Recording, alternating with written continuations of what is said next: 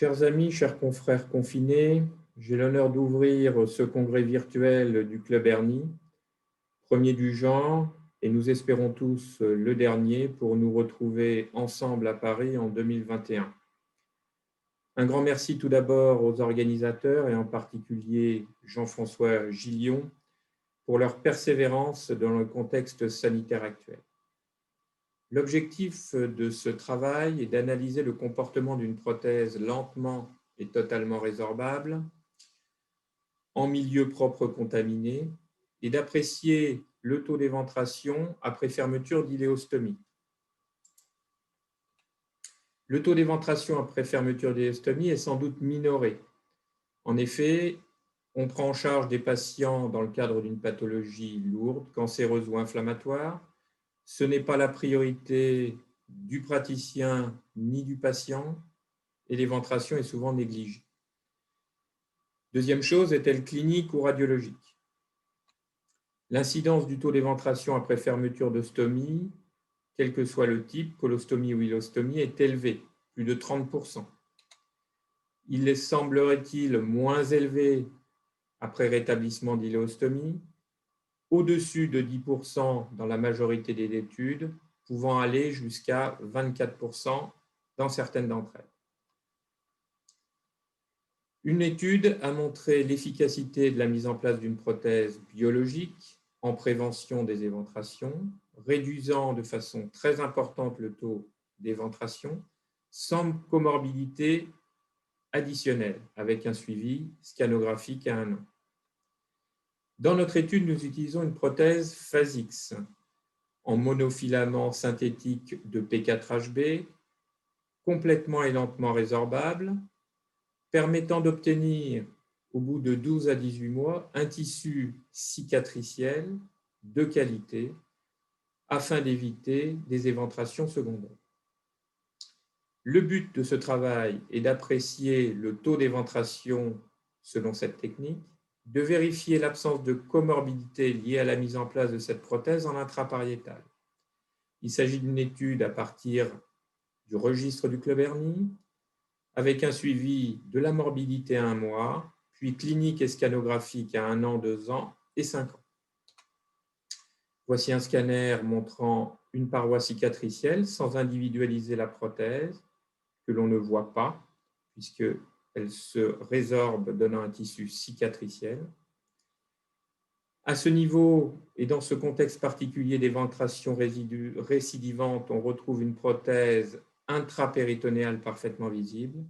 La prothèse de P4HB n'est pas visible. On retrouve un tissu cicatriciel au niveau des flèches associé à la plastie aponévrotique. Nous avons pu récupérer 80 dossiers de patients ayant bénéficié de cette prise en charge. Patients assez âgés, plus souvent des hommes, ayant des comorbidités, le plus souvent liées à leur pathologie maligne. Ils présentent des facteurs de risque d'éventration secondaire, antécédents de hernie d'éventration, toux chronique, constipation, radiochimiothérapie, traitement anticoagulant et surtout corticothérapie. La prothèse est mise en place en intrapariétal avec le plus souvent une antibioprophylaxie, un overlap d'au moins 3 à 5 cm et une fixation à la discrétion du praticien. La prothèse est en position soit rétromusculaire, soit prépéritonéale, avec un aspect de prothèse synthétique classique, pouvant être redécoupée et manipulée de façon habituelle. La fermeture cutanée reste à la discrétion du praticien. Les suites opératoires ont été marquées par 2 rétentions aiguës d'urine et 3 occlusions totalement indépendantes de l'acte pariétal, 2 infections périprothétiques, soit 2,5%. Le reste des complications sont liées au geste de rétablissement. Les réinterventions, on peut noter que l'hémorragie pariétale peut être liée au décollement pariétal pour la mise en place de la prothèse et une évacuation de collection périprothétique et soins locaux. 61 patients ont un suivi de plus de 14 mois, soit un suivi moyen de 28 mois, et donc une disparition de l'effet mécanique de la prothèse qui est remplacée par un tissu cicatriciel. Il s'agit des mêmes patients, avec les mêmes facteurs de risque, des complications du site opératoire identiques bien sûr, et des complications tardives à type d'éventration opérée à 2 reprises et ablation de prothèse pour un sinus chronique à 1 reprise. On note également une éventration purement radiologique, asymptomatique et non opérée, soit un total de 5% d'éventration avec un suivi, je vous le rappelle, moyen de 28 mois. Lorsqu'on prend les dossiers de ces 4 patients particuliers, la patiente numéro 1, 74 ans, BMI 34, avait un écoulement à un sinus chronique qui a motivé l'ablation de la prothèse, qui n'était pas totalement résorbée. Une patiente, un BMI 18 et une faiblesse pariétale globale, présente une récidive et une éventration radiologique sans symptômes, une paroi très faible. Elle n'a pas été opérée. Un patient de 74 ans présente une récidive précoce. Il y a un défaut de couverture puisqu'il existait une prothèse en place et un tissu fibreux de bonne qualité, mais une couverture insuffisante et qui a nécessité une reprise.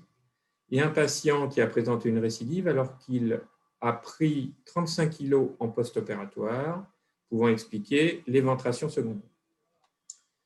Voici une éventration secondaire et on ne retrouve pas la prothèse qui est parfaitement digérée et remplacée par le tissu cicatriciel. La mise en place d'une prothèse prophylactique complètement résorbable n'augmente donc pas les comorbidités du site opératoire de façon particulière, mais permet d'obtenir une baisse significative du taux d'éventration puisque nous sommes à 5%, donc un taux d'éventration divisé par 2 par rapport à ce que nous retrouvons dans la littérature. Le suivi va être bien sûr poursuivi dans les mois à venir. Protégez-vous bien et je vous donne rendez-vous en 2021 à Paris. Merci à tous.